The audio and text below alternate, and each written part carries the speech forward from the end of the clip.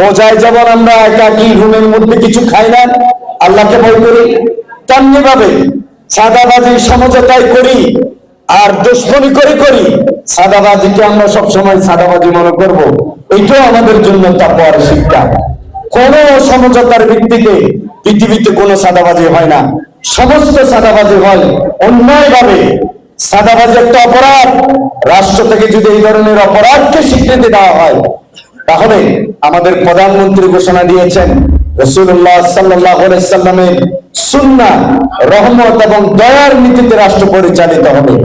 আমরা আশা করব তাকওয়াকে আমাদের রাষ্ট্রের মূল ভিত্তি হিসেবে নিয়ে রমজানের শিক্ষাকে আমরা রাষ্ট্রের পরতে পরতে পৌঁছে যাব।